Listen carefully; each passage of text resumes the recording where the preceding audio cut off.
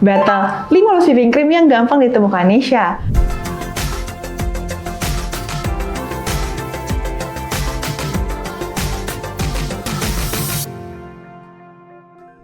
Yang di battle kita kali ini itu dari 8 negara loh. Ada Prancis, Denmark, UK, China, Korea, Indonesia, dan juga New Zealand. Nah, menurut kalian siapa nih yang bakal menang di battle kita kali ini? Whipping cream itu ada 3 tipe, liquid, bubuk, dan juga aerosol.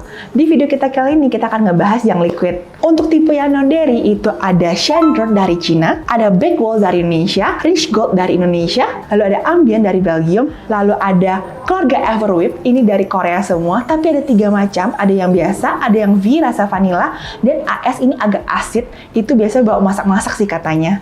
Lalu untuk yang dairy, ada Arla dari Denmark, Greenfield dari Singapura, West Gold dari New Zealand, lalu ada Corman, ini pendatang baru Indonesia dari Belgium, Elevir dari Prancis, Anchor dari New Zealand, dan yang terakhir ada keluarga Milak Gold dan Milak Rosal itu dari UK. Dulu kita sebenarnya udah pernah buat battle tentang whipping cream, tapi hanya 7 brand aja. Dan kali ini kita akan langsung bahas tuntas ke 15 brand ini. Dan seperti biasa kita akan ngebahas soal harga, warna, tekstur, aroma jika ada, rasa, ketahanan panas, dan juga cara penyimpanannya. Oke, yang pertama kita akan ngebahas soal harga, dan ini dia untuk harga-harganya. Di sini tim aku udah berusaha untuk cari semua yang 1 liter, tapi memang ada beberapa brand yang hanya 900 ml dan juga lebih dari 1 liter. Untuk kategori non-dairy, di Bali rata-rata harganya mirip-mirip, yaitu 50 hingga 65 ribuan. Lalu untuk kategori dairy, harganya cukup bervariasi dari 65 ribu hingga 120 ribu. Dan untuk kategori yang paling premium atau paling mahal itu adalah Elevir dari Prancis. Harga pasarnya itu di 120 ribuan. Lalu disusuli Corman, 100 ribuan atau mirip-mirip juga. Perlu diingatkan kembali, harga-harga yang kita lampirkan hanyalah sebagai gambaran agar kita tahu produk yang mana saja yang premium atau yang ramah di kantong. Dan harga yang kita tampilkan berdasarkan yang kita beli di Bali dari berbagai tempat. Jadi ini bukan harga dari supplier ya. Sehingga kalau kalian beli dari supplier dalam kuantitas banyak, pastinya harganya lebih murah. Oke, selanjutnya kita akan masuk ke tahap kedua, di mana kita akan ngebahas soal warna. Di sini tim aku udah siapin ke 15 brand tanpa aku tahu ini brand yang mana aja. Tapi tadi aku udah di-spill 1-7 itu ada non-dairy. Karena kalau aku lihat aja 1-7 itu warnanya yang paling putih gading. Kalau kita ngebahas soal warna, untuk whipping cream ini aku bisa bagi ke 3 kategori. Yang pertama adalah putih gading, jadi benar-benar putih kayak cat tembok, itu ada nomor 1-7 yang non-dairy tadi. Lalu untuk putih aja itu ada di nomor 9, 10, 11, 13, 14. Itu kayak ya putih aja gitu, putih biasa lah. Lalu kalau untuk putih kekreman, agak kekuningan, itu ada nomor 8, 12, dan juga 15. Jadi kalau kalian nyari whipping cream yang untuk covering benar-benar putih, kalian bisa konsiderasi ke 12 angka yang aku sebutin tadi. Oh iya, kalau kalian pernah nonton video kita sebelumnya tentang pewarna putih itu terbuat dari titanium dioksida, jangan khawatir, tadi kita udah cek satu-satu, nggak ada yang pakai titanium dioksida. Oke, selanjutnya kita akan masuk ke tahap ketiga, di mana kita akan tes whipping cream mana yang paling cepat di whip. Kita akan whip dalam kuantitas yang sama, mesin yang sama, dan juga kecepatan yang sama. Oke, sekarang aku akan nyalain mesinnya, dan dalam kecepatan paling tinggi. 1, 2, 3.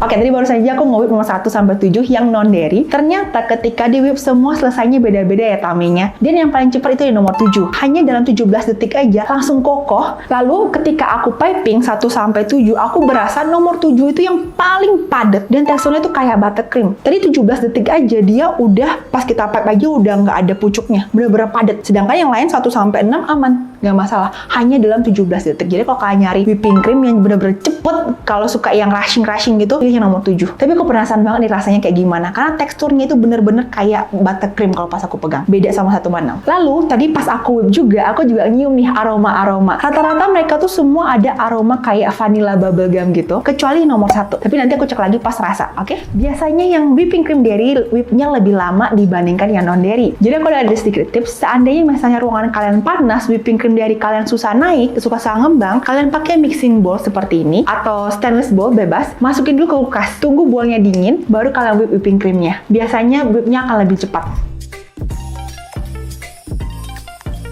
Oke, tadi barusan aja aku baru selesai nge-whip yang nomor 8 hingga nomor 15 yang dairy. Ternyata unik nih, walaupun waktu timingnya berbeda-beda, aku realize ternyata yang whipnya lebih lama biasanya menghasilkan volume yang lebih banyak. Padahal sama-sama 200 gram. Tapi biasanya ada yang sampai 3 menit, 2 menit karena ternyata mereka menghasilkan volume lebih banyak. Kalau yang non-dairy tadi aromanya itu semua aroma susu. Lalu yang nomor dari 8 sampai 15 yang aku pegang itu teksturnya yang paling padat itu ada di nomor 10. Lalu tadi setelah aku piping satu-satu juga, aku rasain yang nomor 10 itu yang paling padat untuk kategori dairy. Lalu disusuli nomor 15. 12, 13, 14, 15 just nice, tapi yang 14 yang aku kaget banget, dia volumenya 2 kali lipat lebih banyak daripada 15. Oke, sekarang kita masuk ke tahap rasa, di mana kita akan melakukan blend testing dalam bentuk liquid dan juga ketika sudah di whip. Kita mulai dulu dari nomor 15. Lumayan kental, berarti ini ada banyak pengental di dalamnya. Kita cobain.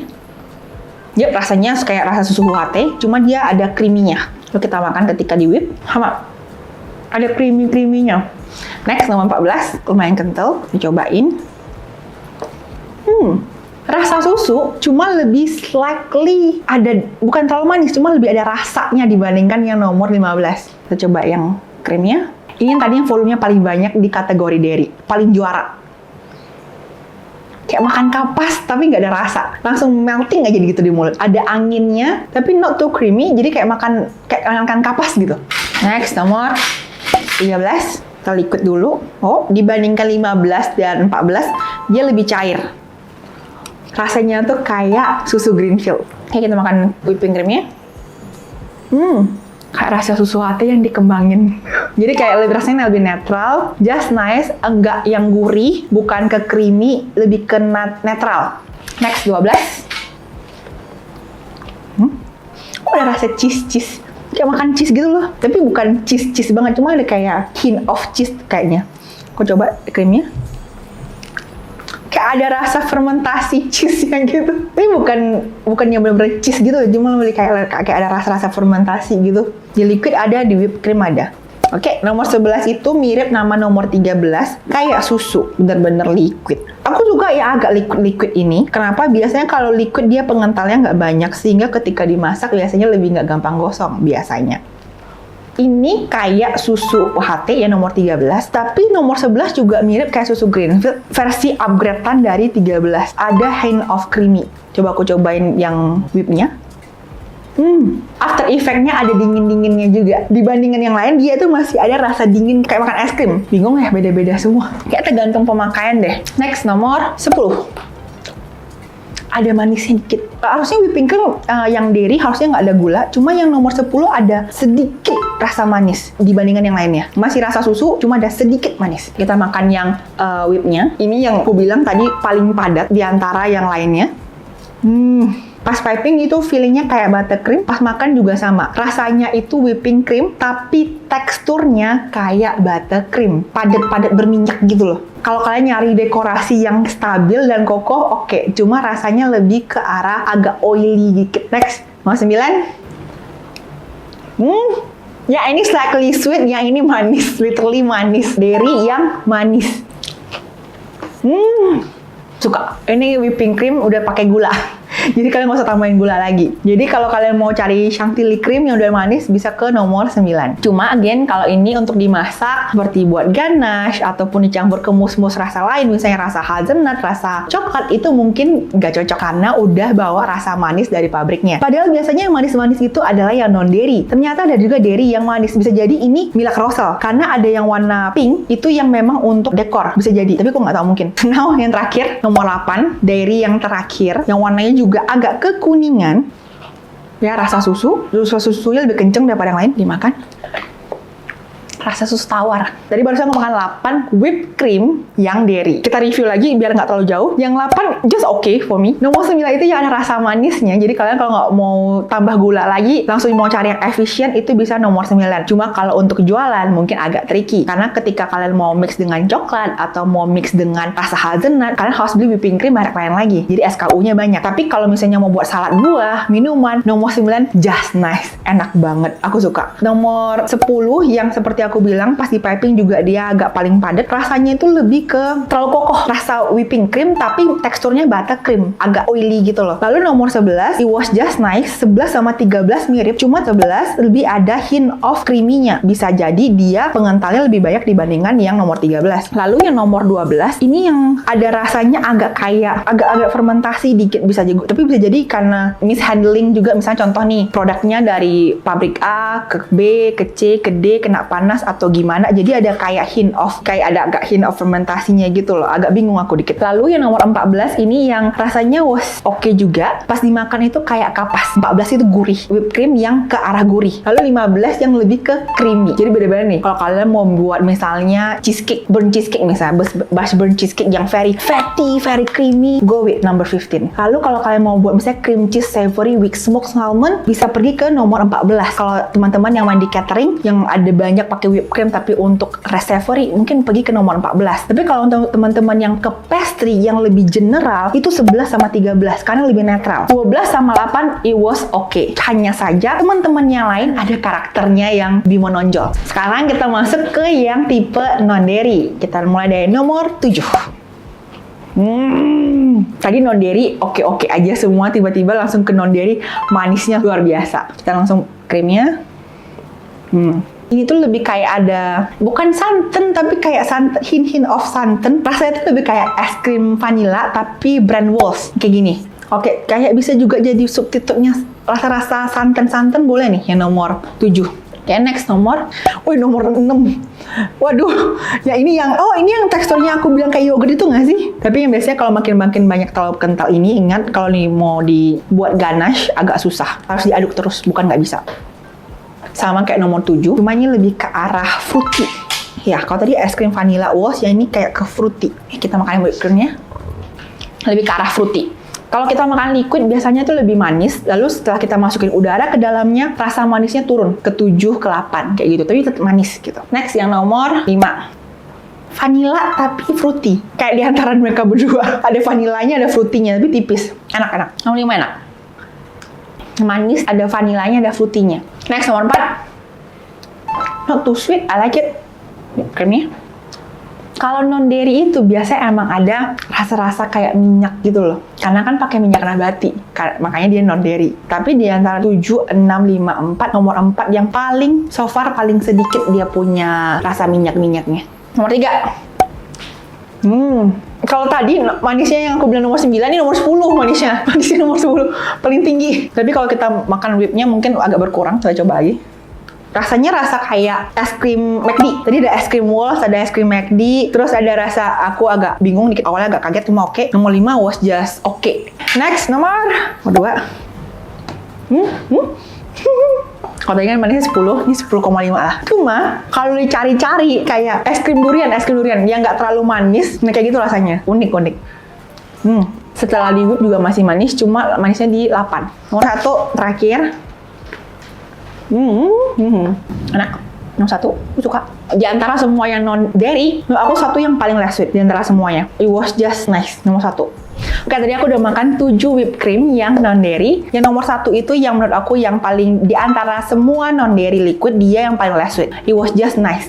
Lalu yang nomor 2, dari di antara 7 non-dairy, dia yang tingkat kemanisannya paling tinggi. Anak-anak mungkin suka. Cuma kalau kalian suka yang agak less sweet kayak aku, mungkin konsiderasi nomor 1. Nomor 2 itu tingkat kemanisannya 10, kalau menurut aku ya. Lalu disusuli nomor 3, just nice. Rasanya tuh kayak es krim McD. Cuma manisnya juga di bawah nomor 2. Lalu nomor 4, ini yang pas aku makan, first impressionnya kayak, kok ada something ya? Kayaknya ini yang asid deh, kayaknya Everwhip Ice. Karena non-dairy itu kan banyak pengental, banyak bahan kimia, sehingga kalau untuk di boil, dididihkan biasanya atau dicampur coklat, dia pecah-pecah biasanya. Karena banyak komponennya, sehingga diciptakanlah Everwhip yang khusus untuk masak, kalau aku nggak salah ya. Tapi aku nggak tahu itu nomor 4 itu brand apa, cuma dia emang ada rasa asidnya, so aku asumsi itu adalah Everwhip Ice. Next, nomor 5, it was just nice, itu di antara vanilla dan fruity. Enggak terlalu vanilla, enggak terlalu fruity, cuma enak. Lalu nomor 6 itu lebih ke arah fruity. Lalu nomor 7 ada kayak mirip-mirip ada santannya. Bingung banget, ini aku bingung banget sih nentuin yang mana juaranya, karena ternyata enak semua whipping creamnya,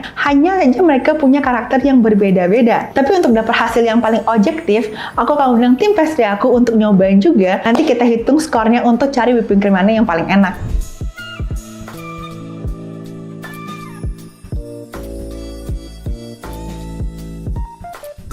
Oke, setelah aku dan tim cobain, di battle kali ini kita kesulitan untuk milih siapa juara satunya. Karena sama-sama rasanya whipped cream. Hanya saja, setiap whipped cream ini mempunyai karakter yang berbeda-beda. Sehingga di battle kali ini kita hanya akan pilih juara satu aja di setiap kategori. Untuk yang kurang beruntung di video kita kali ini itu ada di nomor 4. Kurang beruntung in term of rasa jika untuk dekorasi. Karena kalau pas dimakan itu ada rasa kayak hint of acidnya gitu. Bisa jadi emang itu untuk whipped cream yang dimasak-masak kayak misalnya buat ganache atau apa, aku kurang tahu. Cuma kalau untuk dekorasi atau pastry dia yang paling kurang cocok karena ada rasa di awal yang agak kurang nyaman. Aku curiga banget dia itu adalah Amber Whip AS yang emang bukan untuk dekorasi, lebih untuk dikombinasiin dengan rasa lain. Lalu untuk rasa yang paling creamy untuk kategori dairy itu ada nomor 15. Aku suka banget whipped cream yang sangat creamy, fatty, itu ada nomor 15. Lalu untuk kategori yang paling cuan, yang volumenya paling banyak di antara lain ada di nomor 14. Jadi tadi ingat sama-sama 200 gram tapi hanya nomor 14 yang volumenya berkali-kali lipat dibandingkan yang lain. Bisa 3 kali lipat. Jadi kalau kalian pakai ini yang harusnya whipped cream lain itu kalian taruhnya 600 gram, dengan nomor 14 cuma 200 gram cukup. Itu aku kaget banget sih nomor 14 ini bisa volumenya banyak banget. Lalu untuk juara kategori yang paling netral, yang paling bagus untuk di mix and match kemanapun, jadi kalian hanya butuh satu produk, itu ada nomor 11 dan 13. Kenapa kita pilih 2? Karena tadi setelah penghitungan skor kita kesulitan banget untuk milih antara 11 dan 13. Sama-sama enak, hanya saja lebih ke preference kalian lebih suka yang mana. Untuk di mix and match rasa apa aja, coklat, hazelnut, buah apapun, 11, 13 was really good dibandingkan whipped cream yang kental. Jadi kalau tadi aku udah bilang whipped cream ini kental, whipped cream ini kental, hati-hati ya ketika kalian didihin, aduk terus karena kalau nggak gampang banget kebakar gitu menurut pengalaman aku. Lalu kenapa dia bisa kental banget? Itu biasanya karena banyak penambahan pengental di dalam whipped creamnya itu. Sekarang untuk penentuan whipped cream liquid yang non dairy, untuk juaranya ada di nomor 1 dan 3. 1 ke 3 juga sama-sama enak, cuma bedanya tingkat kemanisannya. 1 lebih less sweet, kalau kalian suka less sweet kayak aku bakal ke nomor 1. Nomor 3, it was just kayak enak aja gitu loh, kayak makan es krim vanilla. Nomor 3. Makanya tadi pas hitung skor nomor 1 dan 3 memiliki skor yang sama. Lebih ke preference kalian suka yang lebih manis dikit apa enggak, gitu aja. Sekarang kita akan ngebahas whipped cream mana yang tahan di ruangan AC Indonesia berhari-hari.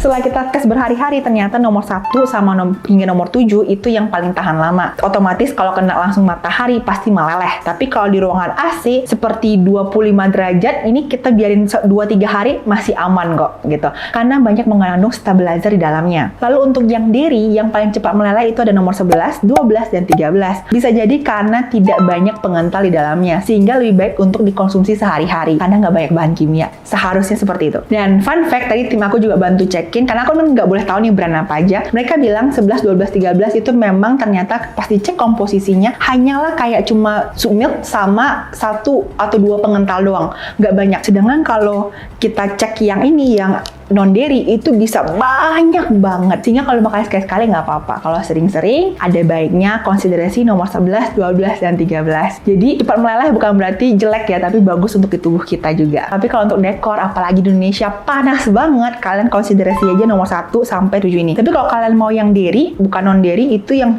kokoh ada nomor 10 dan 14. Ini adalah dairy whipped cream yang kokoh, 10 dan 14. Sebelum kita akhiri video ini, aku juga pengen sharing nih, gimana sih cara nyimpan whipping cream ini. Untuk yang non-dairy, yang ini ya, kalian bisa simpan kalau belum dibuka, itu bisa simpan di freezer sampai 12 bulan. Ikutin aja packaging expirednya. Nah, bagaimana nih kalau udah dibuka seperti ini? Biasanya, aku ambil dulu seperlunya, lalu sisanya itu, kalian pindahin ke kontainer yang lain, dalam bentuk liquid boleh, dalam bentuk yang sudah di-whip boleh simpan ke freezer. Nanti ketika mau tinggal dipakai, jadi nggak gampang rusak. Kalau kalian letak di chiller, dalam kurang waktu 3-7 hari udah langsung harus dipakai. Karena kalau kalian sering buka tutup kulkas, pastinya bakteri masuk, whipped creamnya lebih cepat rusak. Sama seperti yang dairy. Sama, kalau dairy itu tidak bisa disimpan di freezer, hanya di chiller. Jadi ketika dipakai, harus cepet-cepet dipakai, kalau nggak cepet basi. Nah, gimana dong supaya dairy kalian ini nggak cepat basi? Kalau aku rekomen, langsung diolah. Misalnya nih, buat misalnya mousse cake. pakai whipped cream. Langsung diolah whipped creamnya, pakai semua, jangan sampai ada sisa. Lalu baru simpan di freezer, sehingga nggak ada whipped cream yang nganggur berhari-hari atau berminggu-minggu di kulkas kalian. Tapi kalau kalian fast moving, seperti kita produksi, ya nggak masalah, dibuka 3 hari, kulkas masih aman-aman aja sih biasanya. Nah itu dia video kita kali ini tentang whipped cream. Semoga video bermanfaat. Saya Chef Loven, over.